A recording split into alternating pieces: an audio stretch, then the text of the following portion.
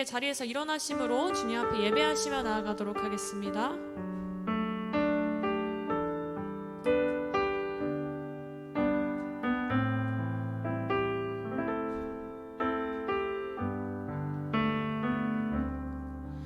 우리에겐 소원이 하나 있네.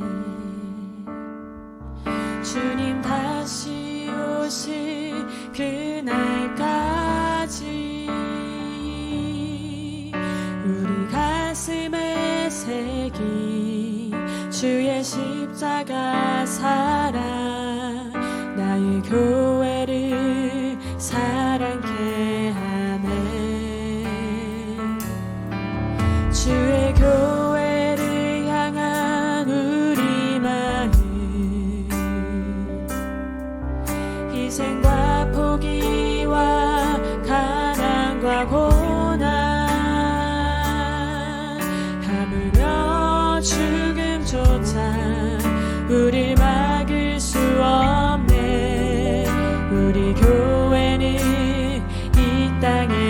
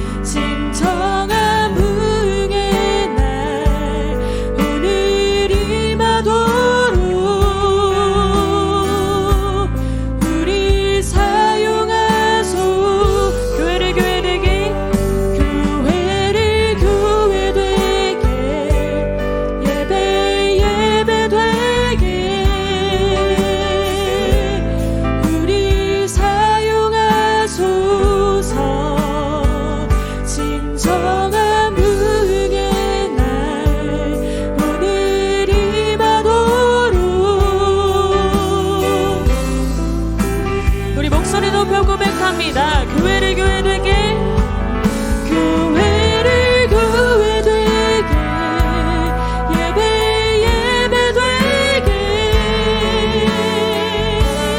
우리 사용하소서.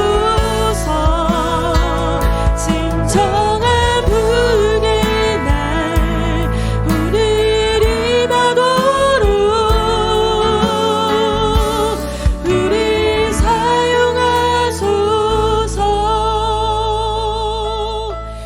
이제 우리를 모으시고 우리 가운데 함께 하시는 그 주님을 기억합니다. 우리 가운데 이 시간에도 말씀으로 들려주시고 하나님의 음성으로 다가오셔서 하나님의 말씀으로 살아갈 수 있는 우리들이 될 수 있도록 주여 아버지 인도하여 주시옵소서.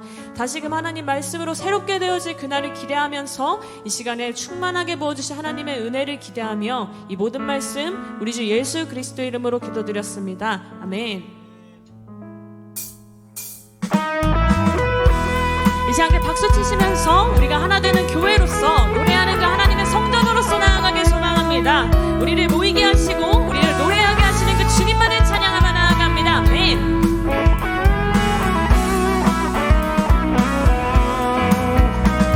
아버지 하나님 가운데 온전히 그 주님의 말씀으로 하나님을 따르는 자로 나아가길 소망합니다. 하나님 우리의 목소리 되어주시옵소서. 온전히 우리의 찬양 받아 주시옵소서.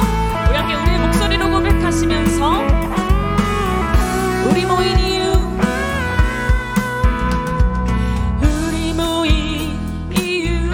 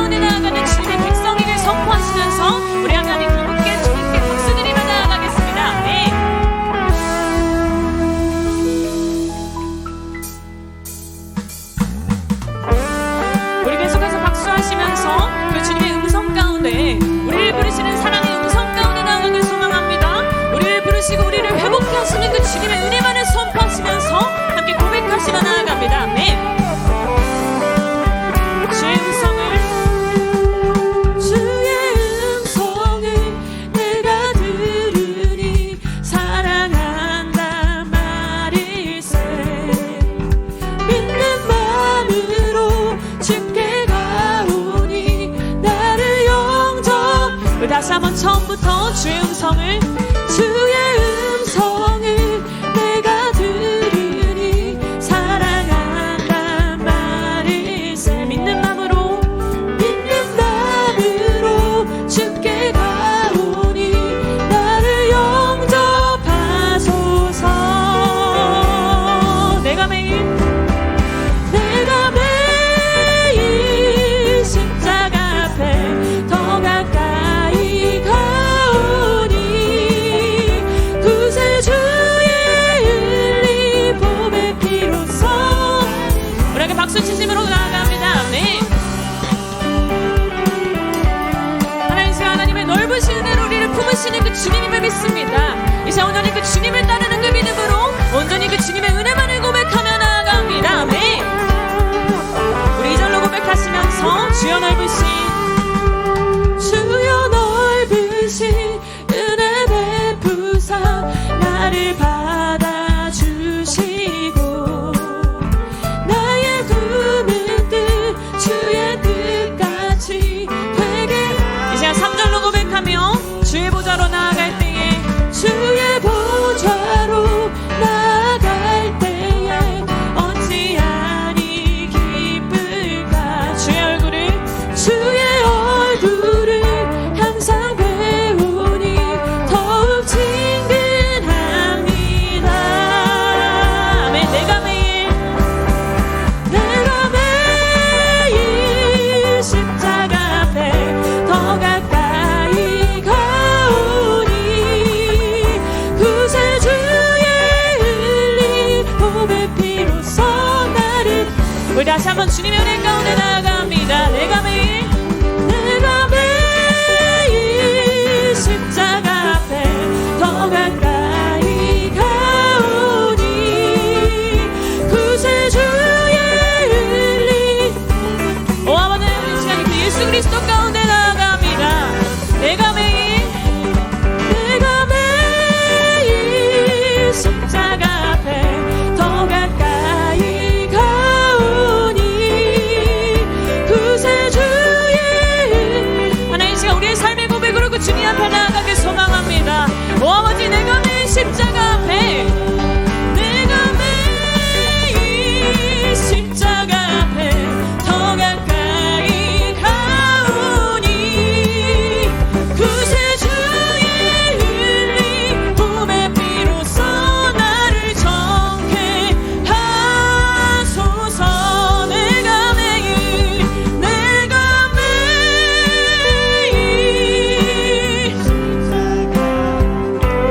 더 가까이 가오니 구세. 하나님, 우리를 깨끗게 하신 그 예수 그리스도의 피만을 고백하며 나아갑니다. 오 아버지 하나님의 십자가를 바라보며 다시 한번 고백합니다. 내가 매일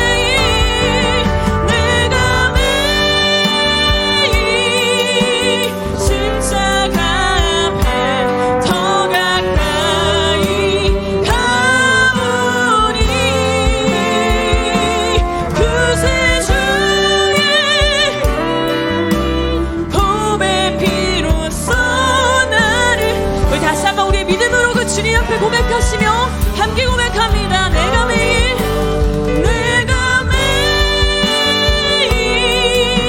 십자가 앞에 가오니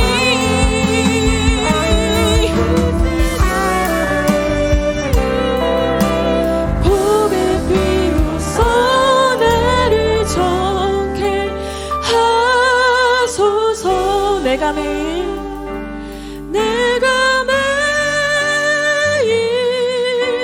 십자가 앞에 더 가까이 가오니 구세주의 흘린 봄의 피로써 나를 정케 하소서. 구세주의 흘린 봄의 피로써 나를 정케 하소서.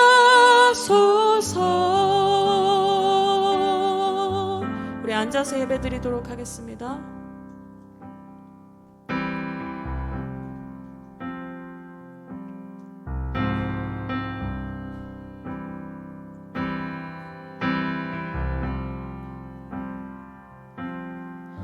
주님 말씀하시면 내가 나가리다. 주님 뜻이 아니면 내가 멈춰서리다.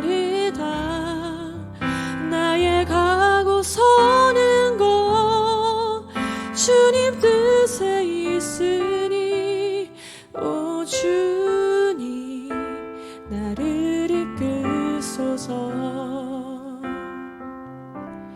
뜻하신 그곳에 나 있기 원합니다. 이끄시는 대로 순종하며 살리니 연약한 내 영혼 통하여 일하소서. 주님 나라와 그 뜻을 위하여 오 주님 나를 이끄소서.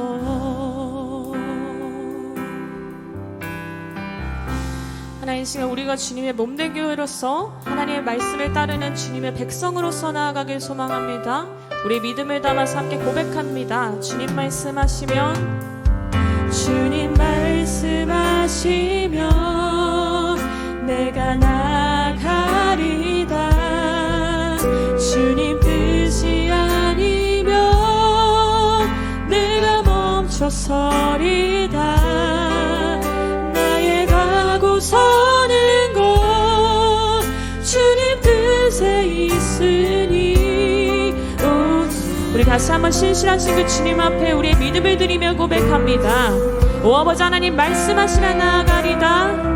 주님 말씀하시면 내가 나아가리. 주님 뜻이 아니면 주님 뜻이 아니면 내가 나의 모든 길을 예비하시는 그 주님 앞에 나의 가고 서는 것 주님 뜻 나를 이끄소서. 주님 오 주님 나를 이끄소서. 뜻하신 그곳에 뜻하신 그곳에 나 있기 원합니다. 이끄시는 대로 순종하며 살리니 연약한 내 영혼 통하여 일하소서. 주님 나라와 그 뜻을 위하여 뜻하신 그곳에 뜻하신 그곳에 나 있기 원합니다. 이끄시는 대로 순종하며 살리니 연약한 내 영혼 여일하소서. 하나님, 이 시간 신실하신 그 주님 앞에 하나님의 뜻을 따르기를 결정하며 고백합니다. 뜻하신 그곳에 나 있기 원합니다. 시는 대로 하며 살리니 연약한 내 영혼.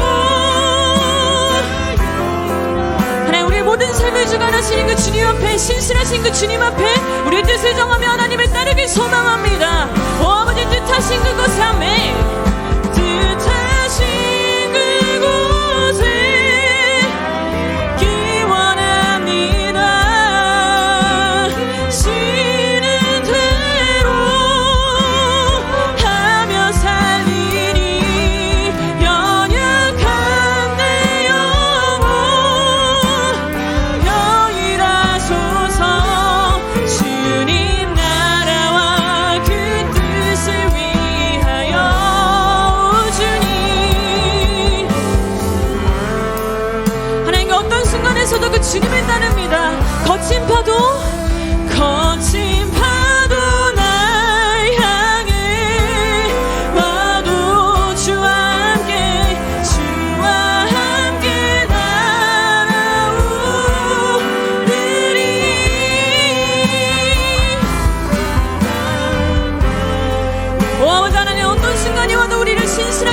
주신 그 하나님의 은혜만을 기억하며 나아갑니다.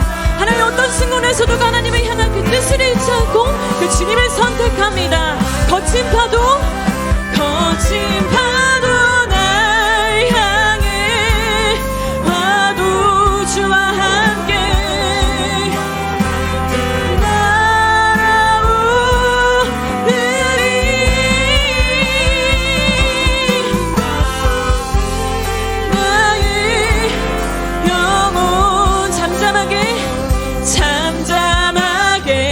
다시 한번 우리 믿음을 드리며 하나님께 고백하며 나아갑니다.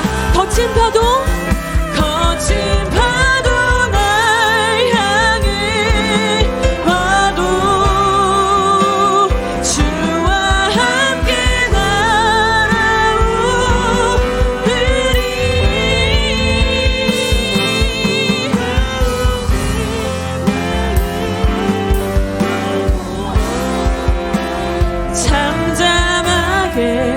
주를 보리라. 거친 파도 날 향해 와도 주와 함께 날아오리니 폭풍 가운데 나의 영혼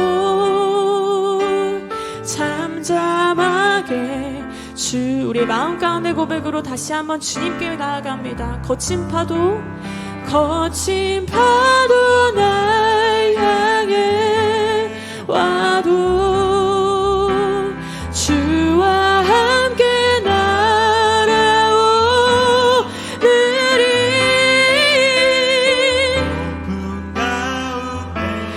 나의 영혼 잠잠하게 주를 보리라. 잠잠하게 주를 보리라. 잠잠하게 주를 보리라.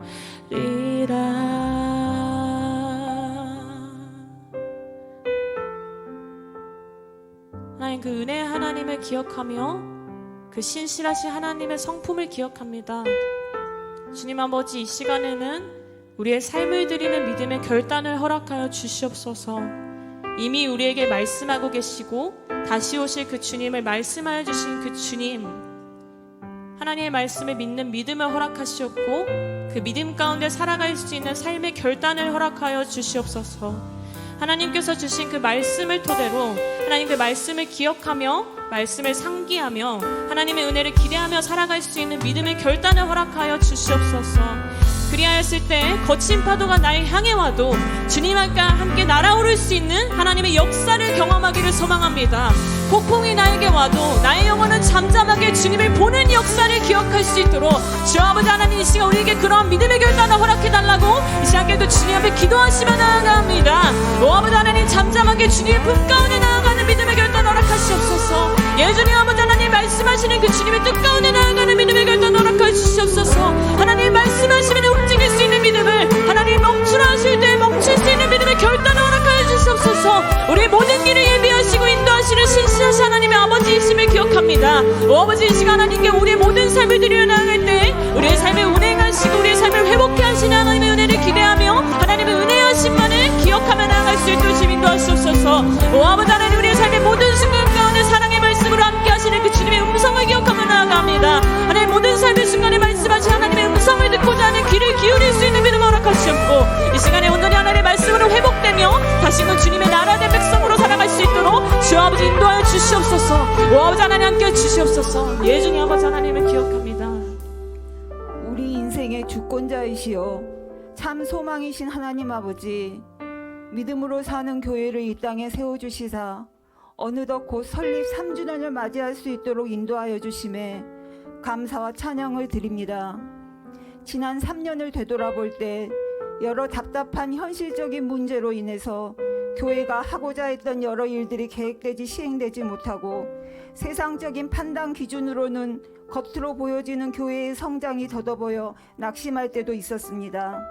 하나님, 오늘 이 시간까지 그리고 앞으로도 쭉 우리를 위해 갈 길을 예비하여 주시는 여호와의 일에 하나님을 전적으로 신뢰하며 하나님을 향한 절대적 믿음을 가지고 하나님만 바라보며 나아가는 충성된 예수 그리스도가 최우선인 예수 그리스도가 중심인 그러한 믿음으로 사는 교회가 되길 소망합니다.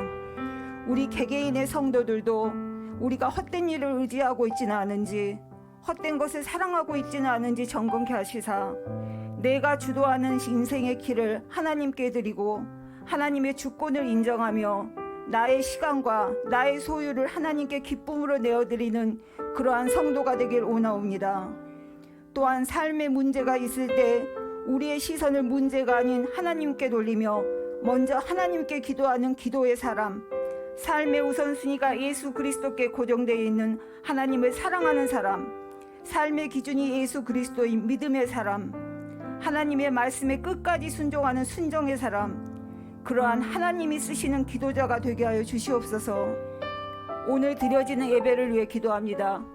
그저 왔다 가는 타성에 젖은 예배가 아니라 구원에 대한 감사와 감동이 넘치기로 나오니 이 예배를 통해 예수님의 죽으심과 부활을 경험하고 우리가 구원받은 자임을 성령님을 통해 깨달아 구원받은 백성으로 살지 못한 죄에 대해 회개케 하시고 그 어떠한 사역이나 섬김보다 예배를 통해 하나님을 살아계신 하나님을 만나는 것이 더 중요한 것임을 깨닫게 하여 주시옵소서. 말씀을 전하시는 김경훈 담임 목사님을 위해 기도드립니다. 귀한 사명 감당하시되 힘들고 지치지 않게끔 영육간에 강건케 하여 주시고 성령 충만케 하여 주시옵소서. 말씀의 능력을 더하여 주시사 생명의 말씀, 능력의 말씀이 되게 하시고 선포되는 그 말씀을 통해 우리의 심령이 새롭게 변화되고 복음의 진리를 깨닫는 귀한 시간이 되길 원하옵니다. 함께 사역하시는 박준영 목사님과 전도사님께도 한없는 은혜 내려주시사 성령님께서 항상 도우시고 인도하여 주시옵소서. 이 한 주간도 주님의 도우심으로 우리 앞에 놓인 수많은 죄와 유혹의 담을 넘고 그 어떤 삶 속의 장벽도 무너뜨리고 승리할 수 있는 삶이 되기를 간구하며 우리를 위해 죽으시고 부활하신 예수 그리스도 이름으로 기도드립니다. 할렐루야. 예배 자리 가운데 나오신 믿음으로 사는 교회 성도님들을 주님의 이름으로 축복합니다. 함께 좌우 앞뒤 바라보시며 우리 예배하는 지체를 서로 함께 축복하며 나아갑니다. 평화 하나님의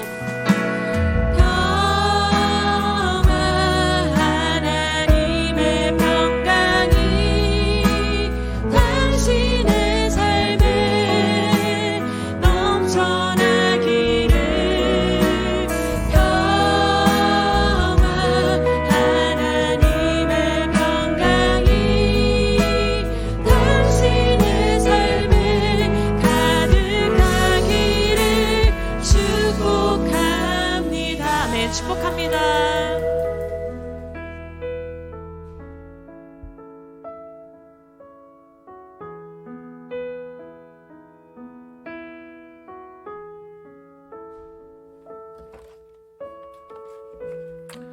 오늘 하나님께서 우리에게 주시는 말씀은 사도행전 17장 1절부터 10절까지의 말씀입니다.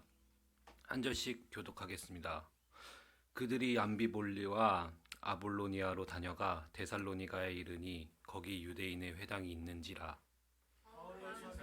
그리고 그들에게로 돌아가서 해안식일에 성경을 가지고 강론하며 뜻을 풀어 그리스도가 해를 받고 죽은 자 가운데서 다시 살아나야 할 것을 증언하고 이르되 내가 너희에게 전하는 이 예수가 곧 그리스도라 하니 그 중에 어떤 사람 곧 경건한 헬라인의 큰 무리와 적지 않은 귀부인도 권함을 받고 바울과 신라를 따르나 그러나 유대인들은 시기하여 저자의 어떤 불량한 사람들을 데리고 떼를 지어 성을 소동하게 하여 야손의 집에 침입하여 그들을 백성에게 끌어내려고 찾았으나 발견하지 못함에 야손과 및 형제들을 끌고 읍장들 앞에 가서 소리질러 이르되 천하를 어지럽게 하던 이 사람들이 여기도 이르매 야손이 그들을 맞아들였도다. 이 사람들이 다 가이사의 명을 거역하여 말하되 다른 임금 곧 예수라 하는 이가 있다 하더이다 하니 우리와 읍장들이 이 말을 듣고 소동하여 야손과 그 나머지 사람들에게 보석금을 받고 놓아주니라. 함께 읽습니다. 밤에 형제들이 곧 바울과 실라를 배려하러 보내니 그들이 이르러 유대인의 회당에 들어가니라. 아멘.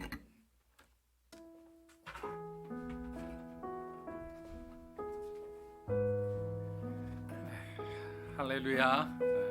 주일날 이렇게 오신 여러분 주님의 이름으로 축복하고 환영합니다. 오늘부터 우리가 하기 전에 이번 올해 우리 교회에 주신 말씀이 그리스도 예수의 이름으로입니다. 그리고 점점점이기 때문에 여러분들이 그 이름 그 다음에 무엇을 붙이더라도 여러분의 삶에 하나님 주시는 형통함이 있으리라 믿습니다. 그래서 함께 따라해 주시면 좋겠습니다. 예수의 이름에는 능력이 있습니다. 예수의 이름에는 능력이 있습니다. 예수의 이름에는 평화가 있습니다. 예수의 이름에는 평화가 있습니다. 예수의 이름에는 구원이 있습니다. 예수의 이름에는 구원이 있습니다. 마지막으로 이 모든 은혜가 여러분이 것이 되기를 축복합니다. 아멘 하셔야 됩니다. 자, 오늘 몇 가지 안내 광고 드리겠습니다. 자, 우리 오늘 설교 후에 성찬식이 있습니다. 여러분들이 매월 첫째 주 드린 성찬식 주님의 보혈 가운데 참여하는 그런 마음으로 함께 참여해 주시면 감사하겠습니다. 그리고 계속 광고 드렸던 것처럼 다음 주일은 교회 설립 3주년 감사 예배로 드립니다. 그리고 여성분들은 좀 불편하시겠지만 그래도 단체 사진 촬영이 있는데 기록하는 의미도 있고 또 일본에 있는 저희를 위해 기도하는 교회가 단체 사진을 좀 보내달라고 보면서 기도하고 싶다고 여러 번 요청을 했는데 저희가 이번에 좀 하게 되었습니다. 그리고 생명의 삶 정기 구독에 대한 거는 갑자기 무슨 광고인가 좀 의아해 하실 분도 계시는데 지난주 교회 섬김팀 모임에서 결정한 부분이 앞으로 우리 교회가 좀 과장하면 큐티에 목숨을 걸자, 매일 하나님과의 그 말씀의 시간을 반드시 갖는 것으로 하루를 시작하자, 좀 그렇게 우리가 함께 결단하고 또 그렇게 각오하기로 했습니다. 그래서 2월 달까지는 저희가 만들어 드리는 그런 교재로 여러분들이 나눈다면 3월 달부터는 큐티 교재를 통해서 우리가 함께 나누고자 합니다. 그래서 월 연간으로 하면 한 44,000원, 10% 정도, 20명 이상 하면 10% 정도 세일해 주는데 부담되시는 분들은 저희가 그 분들에 한해서 뭐 이렇게 카피를 해드리든 뭐 그렇게 하겠습니다. 그래서 가급적이라도 아니면 뭐 굳이 정기 구독 안 하고 내가 개인적으로 구입한다 그러면 그렇게 하셔도 됩니다. 그래서 여러분들이 2주간 생각하시고 신청해 주시면 저희들이 구입해서 이렇게 드리도록 하겠습니다. 성경 통독이 지금 계속 이렇게 보내고 있는 것이 뭐냐면 오늘 나눠드린 이 성경 읽기표는 여러분들이 이 순서대로 성경을 이렇게 직접 소리내어 읽어주시면 됩니다. 근데 피곤할 때가 있잖아요. 항상 우리가 뭐 이렇게 좋은 컨디션에서 신앙생활하기 힘들 때가 있는데 그럴 때는 저희가 보내드리는 그 영상을 여러분들이 틀어놓고 뭐 눈을 감고 묵상한다든지 뭐 커피 한잔 하면서 말씀을 듣는다든지 자유롭게 하시면 됩니다.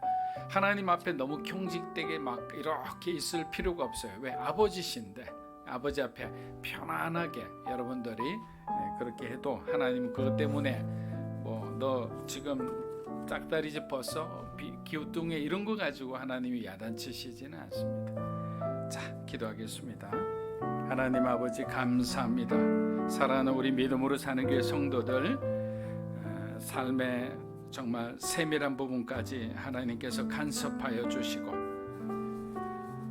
기도하는 그 모든 것들 주님의 시간에 반드시 응답하여 주시고 어렵고 힘든 시간이더라도 우리 주님을 생각하며 이겨낼 수 있도록 인생의 거친 파도가 우리에게 몰려올지라도 파도를 보지 않고 예수님을 바라보며 승리하는 우리 성도들 될 수 있도록 축복하여 주시옵소서. 말씀 가운데 함께하게 해주시기 원하며 예수님의 이름으로 기도합니다. 아멘. 자, 데살로니가는 마게도니아의 수도입니다. 빌립보는 마게도니아에서 가장 큰 성, 중요한 성이었다면 데살로니가는 마게도니아의 수도이자 소아시아와 유럽을 잇는 아주 길목에 위치하고 있기 때문에 굉장히 상업과 무역이 발달한 그런 도시였습니다. 또 한편으로는 온갖 우상들이 난무하는 우상의 도시였다라고 이야기하기도 합니다. 또한 과거 알렉산더 대왕이 강제로 이제 이주 정책을 펴서 헬라인, 로마인, 유대인 등 수많은 민족들이 혼합해서 이렇게 섞여 살던 다민족 도시이기도 했습니다. 아수르도 마찬가지였습니다. 아수르도 자기가 정복하는 그 식민지 나라의 그 민족들이 언제 자기들 배신할 줄 모르니까 그들의 민족을 강제 이주해서 다른 민족과 이렇게 섞어버리는 그런 일들을 많이 했는데 과거 알렉산더 대왕도 그렇게 한 것 같습니다.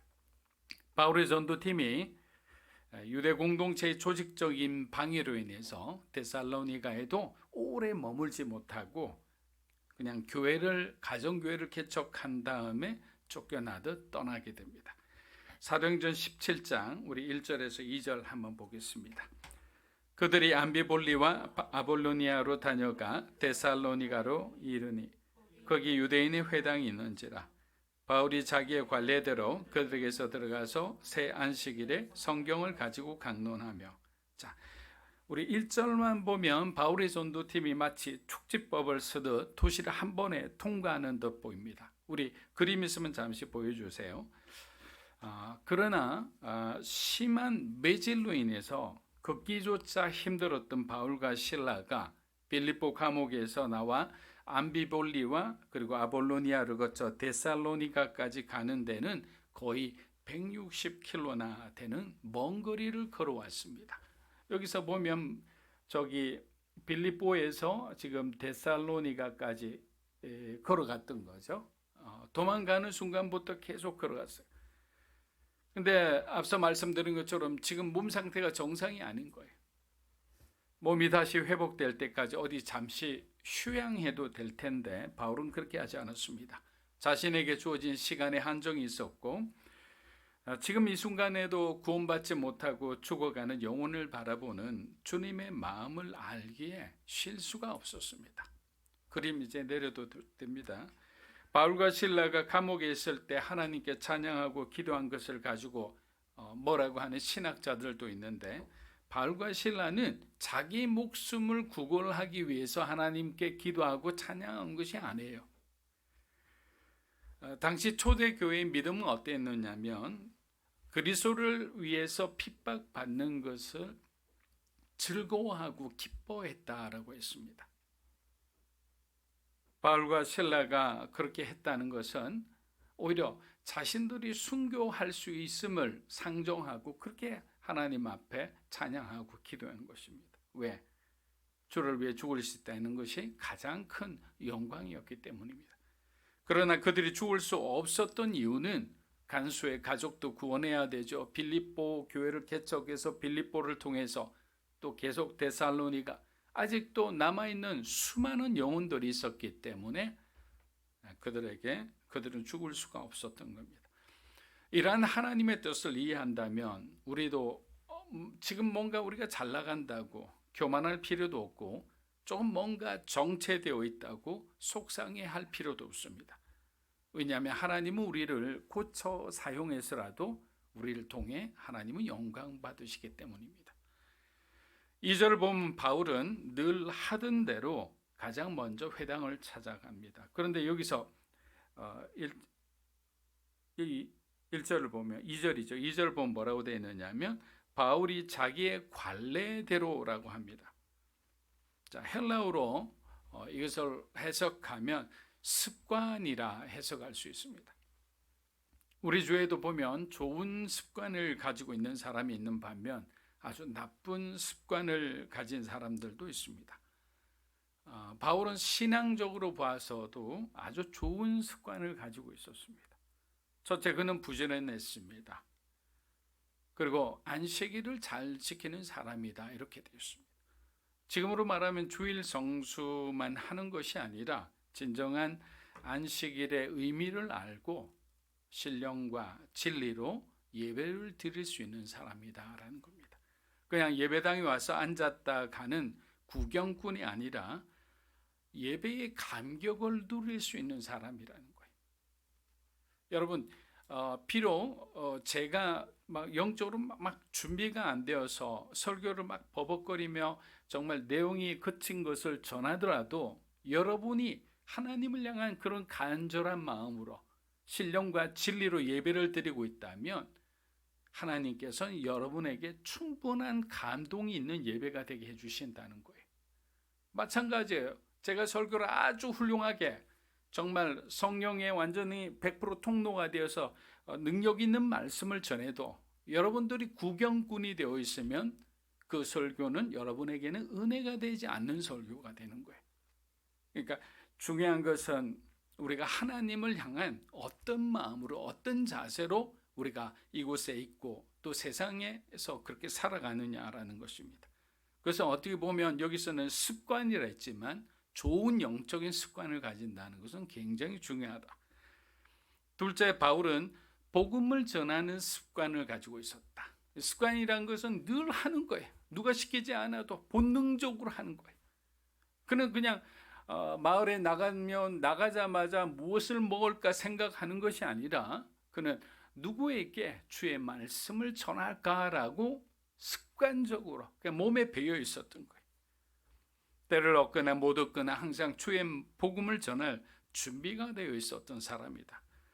마치 자동 판매기처럼 그냥 버튼만 눌리면 누구든지 그 사람 상대방이 누구든지 그 사람에게 맞는 필요한 말씀을 전할 준비가 되어 있다.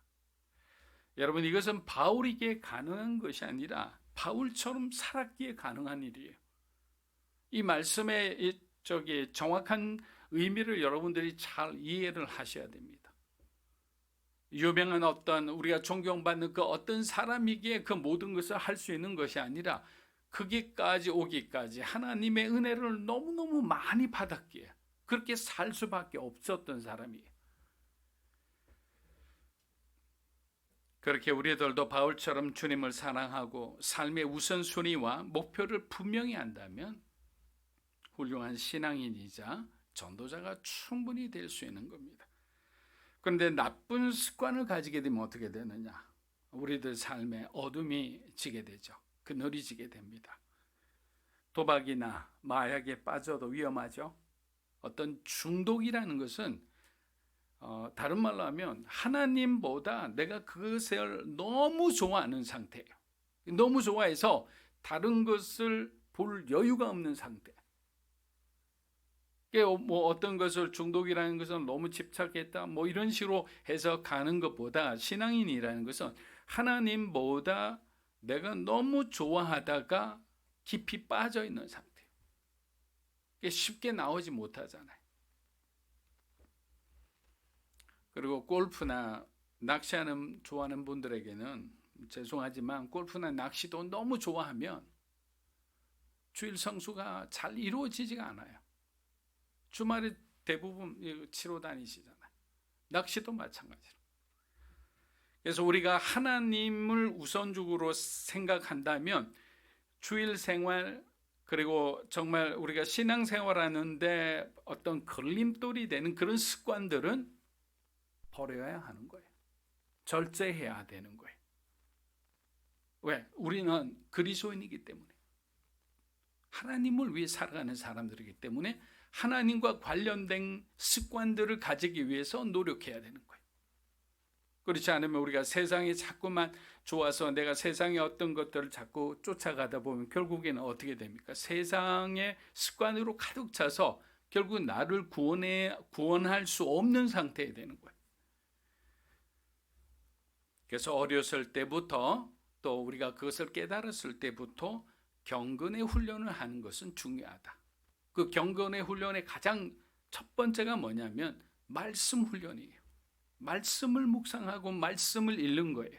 그래서 저희들이 올해 말씀 통독을 하고 또 큐티를 정말 체계화하고 내시로 하는 그런 작업을 여러분들과 함께 하고자 하는 거예요.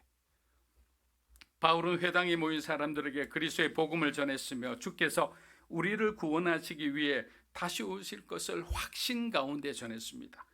복음을 들은 데살로니가 사람들이 그리스도를 영접하기 시작했어요. 근데 바울의 복음이 능력이 있었던 것은 바울은 자신이 전하는 복음에 대해서 확신을 가지고 있었어요. 누가 무슨 말을 해도 자신이 만난 예수 그리스도를 생생하게 전할 수 있었습니다. 그런 감동과 능력을 전할 수 있다는 것은 바울이 탁월했다고 할 수 있지만 그는 주님을 정확하게 기억하고 있었어요. 어떤 분이신지를. 우리가 한번 생각해 보았으면 좋겠습니다. 만약에 우리의 삶에 감동이 없다면 나는 어떤 삶을 살아갈까? 아마도 목적이 없는 삶을 살아갈 거예요.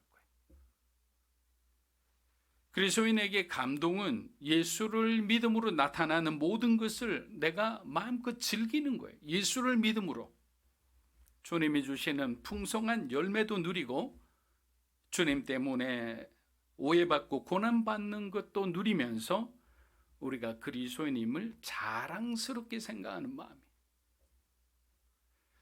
반면 복음을 믿지 않는 데살로니가 유대인들은 어떻게 합니까? 점점 바울에 대해서, 복음에 대해서 적개심을 품기 시작합니다. 바울의 삶을 돌아보면 이방인들에게 어려움을 겪은 적은 손으로 꼽을 정도예요.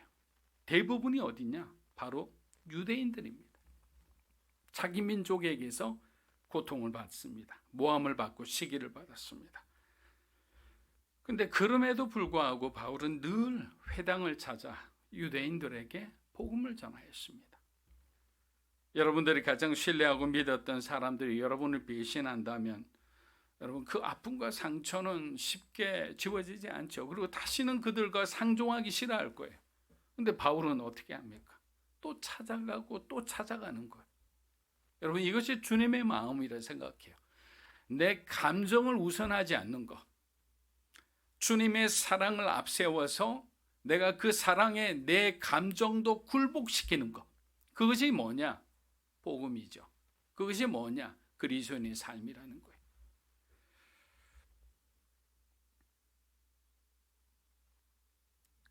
사도행전 우리 17장 3절에서 4절 한번 읽어보겠습니다.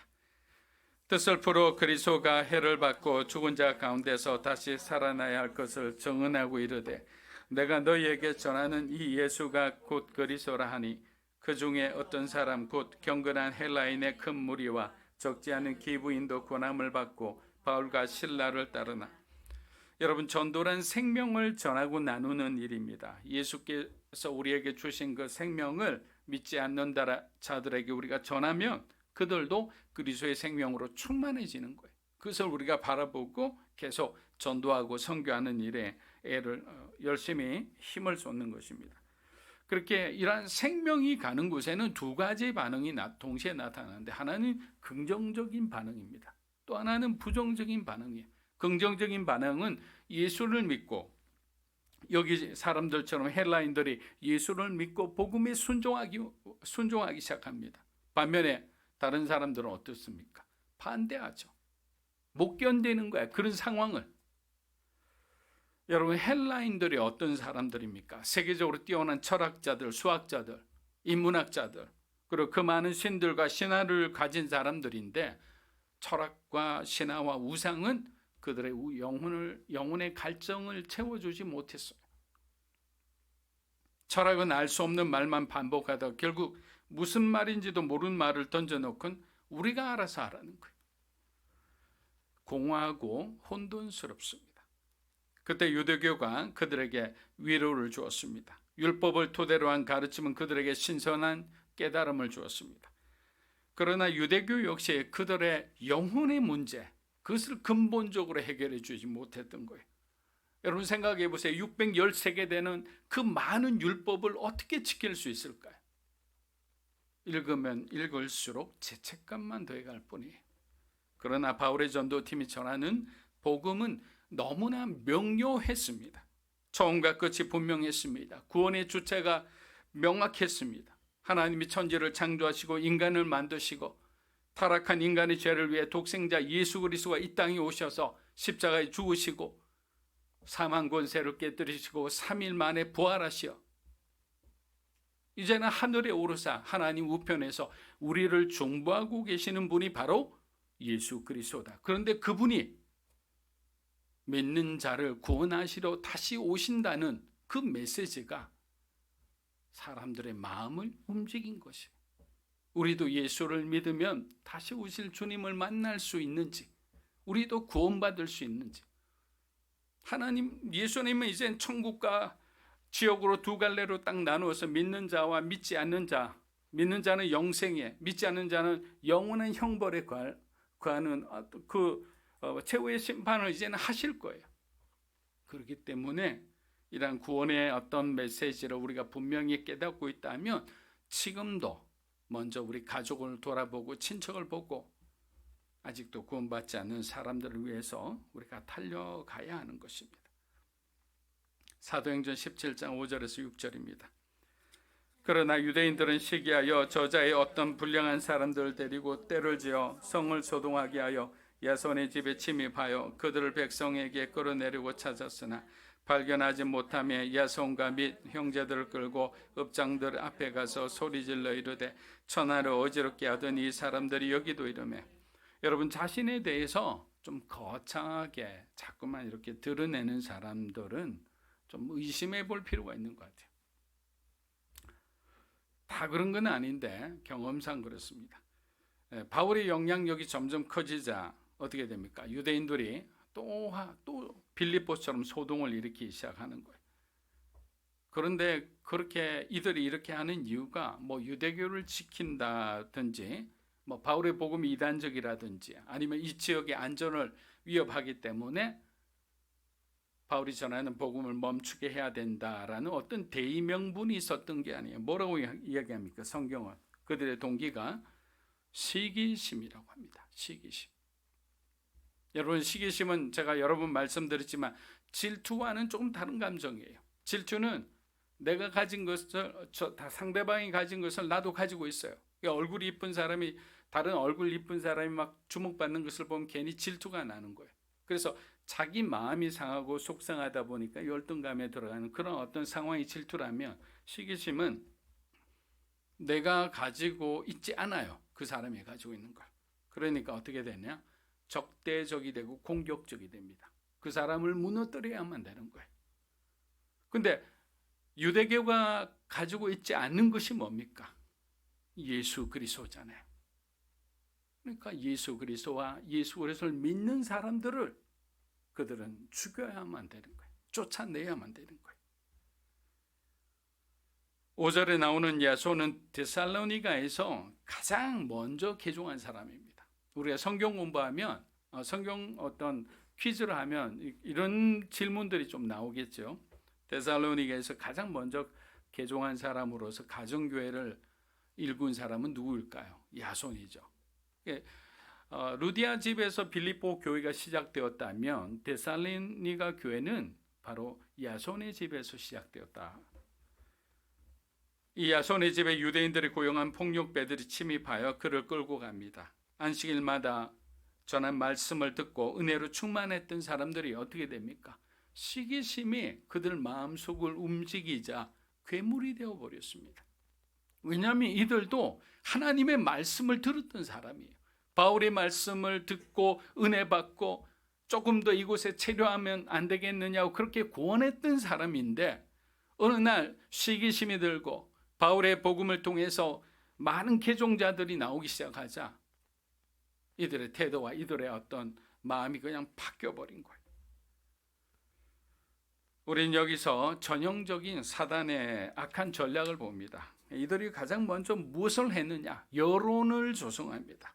그리고 사람들을 선동합니다. 그래서 바울이 전하는 복음은 이단적이고, 이 사람은 이미 이들이 전하는 복음은 우리 예루살렘에서 이단 취급이 됐고, 이들의 수괴인 예수라는 사람은 이미 십자가에 못 박혀 죽었다. 그렇게 말하니까 내용을 모르는 사람들은 쏟기 쉬운 거예요. 여러분, 출애굽기 모세를 한번 생각해 보십시오.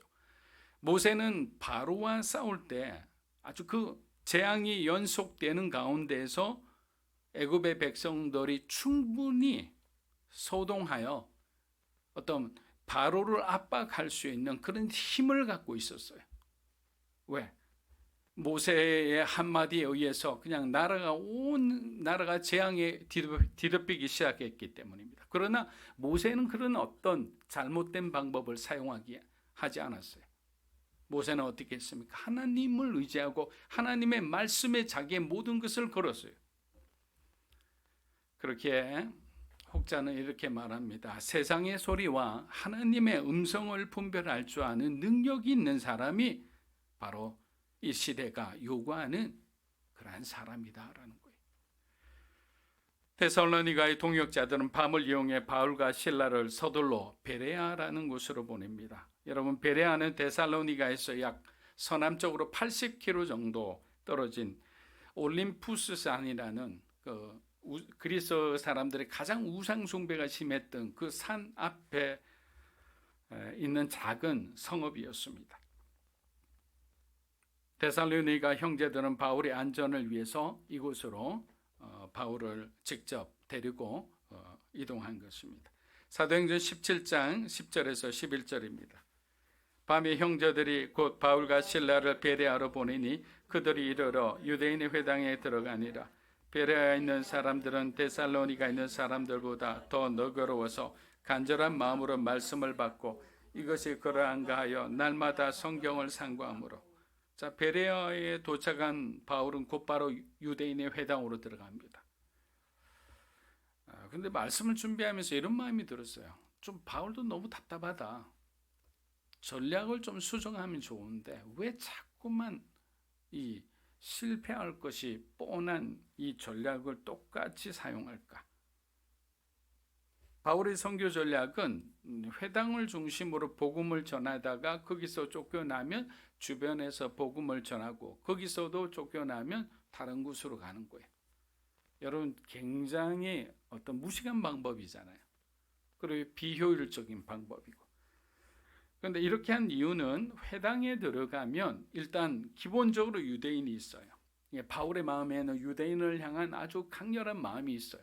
왜? 자기는 비록 이방인을 위한 사도로 부름받았지만 로마서 15장에 있는 것처럼 첫 번째는 유대인에게, 구원의 퍼스트는 유대인이고 두 번째는 이방인이라는 그런 생각을 분명히 가지고 있었던 사람이기 때문입니다. 그리고 만약에 회당 전체가 예수를 믿는다면 어떻게 될까요? 그 회당이 뭐로 변할 수 있겠습니까? 교회로 변할 수 있겠죠. 그러나 그에게는 너무 많은 대가를 지불해야 했습니다. 11절을 보면 베레아 사람들이 어떻다고 그럽니까? 너그럽다고 합니다.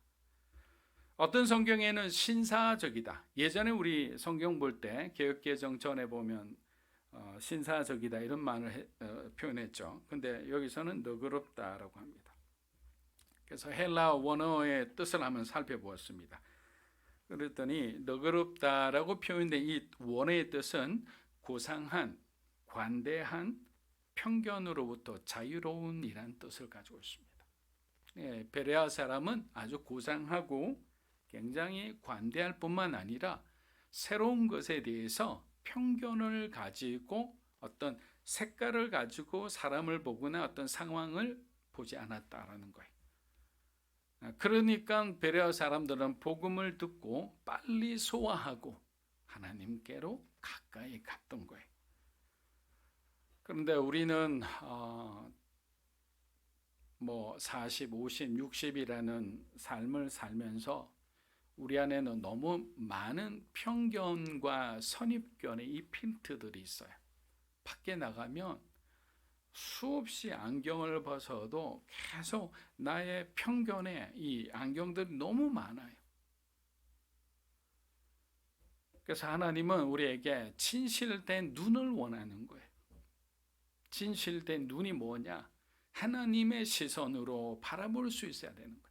그 사람의 장점도 그 사람의 단점도, 그리고 왜 하나님께서 지금 이런 상황을 우리에게 계속 반복해서 주시는지, 그 진실된 눈으로 보기 시작하면 해석이 되는 거예요. 억울해하지 않습니다. 견딜 수 있는 힘이 생기는 거예요. 하나님이 나를 변화시킨다면 나는 어떠한 것이라도 감내하겠다는 그런 마음이 생기는 거예요. 여러분, 그런 순종의 마음이 생겼을 때 하나님은 우리의 순종을 통해 주님의 능력을 발휘하시는 거예요. 그런데 우리가 자꾸만 진실된 눈을 거부하고 나의 욕망의 눈으로 보기 시작하면 모든 것이 뒤틀려 버리는 거예요. 그래서 이 마음의 이 가슴에 있는 여기 있는 많이 맺혀 있는 것들은 하나님 앞에 우리가 온전히 그냥 다 씻겨내라고 드려야 되는 거예요. 베레아 사람처럼 그런 어떤 열려있는 오픈 마인드, 그것이 중요한 것입니다. 그것을 또 다른 말로 하면 진정성이랍니다. 하나님 우리의 기도의 진정성을 보는 거예요. 자녀들도 마찬가지예요. 자녀들이 뭘 해달라고 그러고 뭘 어떻게 하겠다고 그러면 부모된 입장에서 뭘 보느냐면 이 아이가 정말 이 말에 대해서 진정성이 있는가, 정말 이렇게 자기가 열심히 한번 살아보겠다고, 그쪽으로 한번 해보겠다는 그 마음의 진정성이 있는가를 보고 있다면 부모는 그냥 밀어줄 거예요. 하나님도 마찬가지예요. 우리가 하나님에 대해서 그런 진정성을 갖고 있는지, 조그만 바람만 불어도 다른 어떤 일을 하는 것이 아니라, 그리고 날마다 성경을 상고했다는 말은 바울이 전한 복음이 과연 성경과 일치하는지 탐색해보다 조사해보다라고 하는 뜻이에요. 좀 귀엽게 들리기도 한데 그만큼 말씀에 대한 호기심과 진리를 찾고 하자는 그런 간절함이 베레아 사람들의 마음속에 있었다는 겁니다. 자, 마지막입니다. 사도행전 17장 12절에서 14절입니다. 그 중에 믿는 사람이 많고 또 헬라의 기부인과 남자가 적지 아니하나 데살로니가 있는 유대인들은 바울이 하나님의 말씀을 베라에서도 전하는 줄을 알고 거기도 가서 무리를 움직여 소동하게 하거늘 형제들이 곧 바울을 내보내어 바다까지 가게 하되 실라와 디모데는 아직 거기 머물더라. 여러분, 데살로니가 교회는 박해받는 교회의 표상이었어요. 그래서 데살로니가 교회에서 가장 강한 신앙이 어떤 신앙이었냐? 종말론적 신앙을 가지고 있었어요. 부활에 대한 신앙이 강했어요. 그리고 주님이 다시 오신다는, 주님의 다시 오심이 임박했다는 그런 믿음을 갖고 살았어요. 왜? 박해받고 고난받는 교회는 그런 종말론적인 신앙이 강해질 수밖에 없어요. 여러분, 바울이 가장 먼저 성경을 적은 갈라디아서입니다. 1차 전도여행 때 적었어요. 2차 전도여행 때 딱 2권을 썼는데 그 2권이 바로 데살로니가 전서, 데살로니가 후서입니다. 2차 전도여행 중에 고난받는 교회를 향한 바울의 안타까운 마음이 전서, 후서로 그렇게 연이어 보내게 된 거예요. 데살로니가 전서 1장 6절 7절 그리고 2장 19절 20절 보겠습니다. 또 너희는 많은 환난 가운데서 성령의 기쁨으로 말씀을 받아 우리와 주를 본받은 자가 되었으니 그러므로 너희가 마게도냐와 아가야에 있는 모든 자의 우리의 소망이나 기쁨이나 자랑의 면류관이 무엇이냐? 그가 강림하실 때 우리 주 예수 앞에 너희가 아니냐? 너희는 우리의 영광이요 기쁨이니라. 사랑하는 여러분, 주를 위해 고난받고 핍박받는 것은 그리스도인에게 가장 큰 면류관입니다. 여러분이 교회를 위해서, 복음을 위해서 수고하는 모든 것들, 사람들은 오해하고 잊기 쉬우나 하나님은 분명히 기억하고 계신다는 사실입니다. 눈에 보이는 겉모습에 너무 치중하지 마시기를 권면드립니다. 소위 세상에서 스펙이라 부르는 것들이 사람을 차별하고 우리를 교만하게 하기 때문입니다. 한국 교회는 부흥에는 성공했지만 복음화에는 실패했습니다. 성장에는 성공했지만 성숙에는 실패했습니다. 엄청난 서구 교회가 부흥을 경험한 후 몰락하는 것을 보면서 한국 교회와 성도들은 반면 교사로 삼아야 합니다. 예수를 나의 구주 삼고 성령과 피로서 거듭나니 이 세상에서 내 영혼이 하늘의 영광 누리로다. 이 아름다운 찬송가 가사처럼 예수님을 나의 구주로 삼고 살아가는 여러분이 되시기를 주의 이름으로 축복합니다. 아멘. 자, 이 시간 우리 하나님 앞에 성찬 드리겠습니다.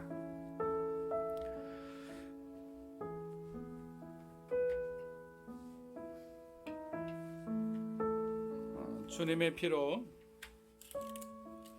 영적으로 죽었던 우리가 다시 살리심을 입었습니다. 성찬 예식은 우리를 위하여 죽으신 예수 그리스도의 사랑과 은혜에 감사하며 이를 기념하는 시간입니다. 오늘을 기억하는 것으로 그치지 않고 예수께서 다시 오실 그날까지 우리 주님의 죽음과 부활을 묵상하며 우리도 그리스도께서 사신 그 삶을 본받아 살고자 하는 영적인 결단의 시간이기도 합니다. 우리 다 함께 사도신경으로 신앙 고백하겠습니다. 전능하사 천지를 만드신 하나님 아버지를 내가 믿사오며 그 외아들 우리 주 예수 그리스도를 믿사오니 이는 성령으로 잉태하사 동정녀 마리에게 나시고 본디오 빌라도에게 고난을 받으사 십자가에 못 박혀 죽으시고 장사한 지 사흘 만에 죽은 자 가운데서 다시 살아나시며 하늘에 오르사 전능하신 하나님 우편에 앉아 계시다가 저리로서 산자와 죽은 자를 심판하러 오시리라. 성령을 믿사오며 거룩한 공예와 성도가 서로 교통하는 것과 죄를 사하여 주시는 것과 몸이 다시 사는 것과 영원히 사는 것을 믿사옵나이다. 아멘. 자, 우리 함께 분명하겠습니다. 찬양하며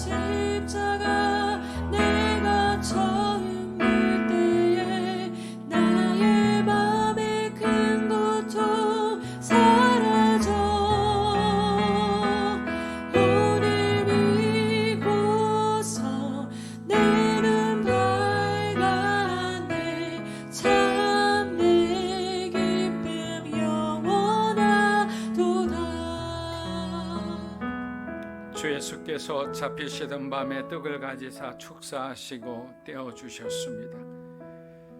축사하시고 떼어 이르시되 이것은 너희를 위하는 내 몸이니 이것을 행하여 나를 기념하라 하셨습니다. 사랑하는 여러분, 우리는 먹어야 하는 존재입니다. 그러나 세상의 양식은 우리로 하여금 영원하게 살지 못하게 합니다. 그러나 영원한 양식을 가지고 이 땅에 내려오신 예수님의 사랑과 은혜가 있기에 우리는 다시 한번 살 소망을 얻게 되었습니다. 이 시간 주님께서 우리의 삶에 늘 함께 해달라고, 우리의 삶이 주님의 뜻에 따라 살게 해달라고 우리 짧게 기도하겠습니다. 하나님 아버지 감사합니다. 예수님이 우리의 삶의 주인 되심을 고백합니다. 내 마음대로 살아왔던 지난 날을 고백하며 다시 한번 하나님의 은혜에 우리 모든 것을 드립니다. 주님의 뜻대로 우리를 인도하여 주시옵소서. 하나님의 은혜 받은 자로서 합당한 삶을 살아가는 우리들 되게 도와주시옵소서. 감사드리며 예수님의 이름으로 기도합니다. 아멘. 우리 함께 뜨게 참여하겠습니다. 자, 주님을 사랑을 우리가 생각하며 우리 함께 찬양 드리며 분전하겠습니다.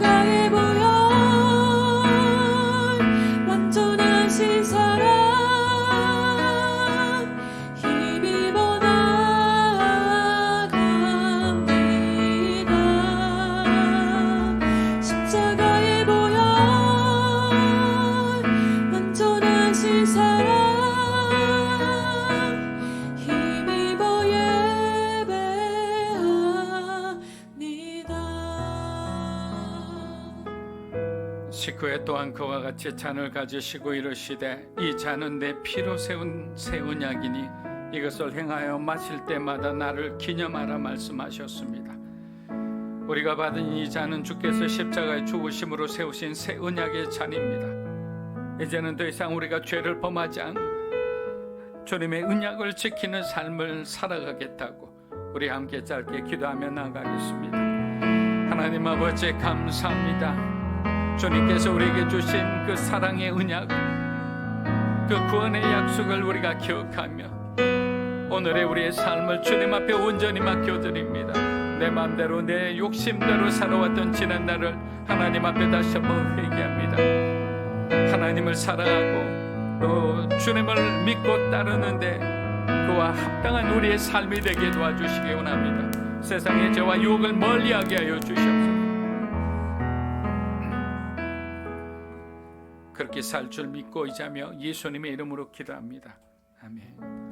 자, 우리 찬에 참여하겠습니다. 밑에 놔두시면 나중에 저희가 거두어가 되겠습니다.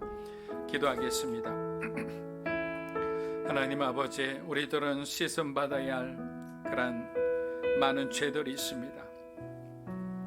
드러난 죄, 드러나지 않은 죄가 있을 뿐입니다. 그렇게 우리 안에 있는 그런 마음속에 부지불식간에 우리의 잠재의식 속에 있는 그런 잘못이라도 이제는 더 이상 우리가 죄 가운데, 죄의 지배 가운데 있는 것이 아니라 은혜 안에 살아가는 사람들 되기 원합니다. 믿음으로 살아가는 사람들 되기 원합니다. 예수 이름으로 살아가는 사람들 되기 원하오니 주님 함께하여 주시옵소서. 감사드리며 예수님의 이름으로 기도합니다. 아멘. 우리 자리에 일어나셔서 함께 봉헌하겠습니다.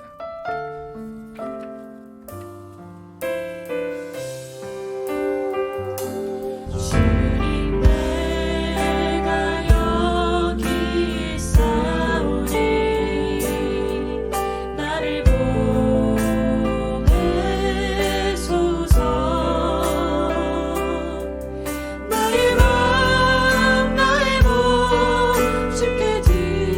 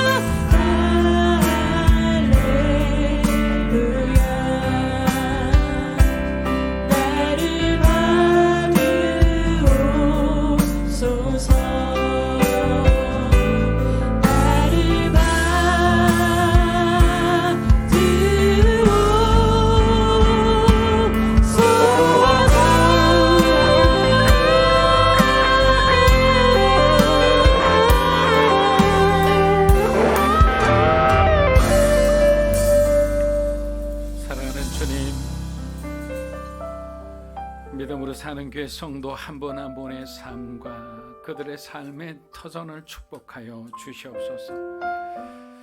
주님의 기업이 되게 하시고 하나님이 허락하시고 복 주시는 직장이 되게 하여 주시옵소서.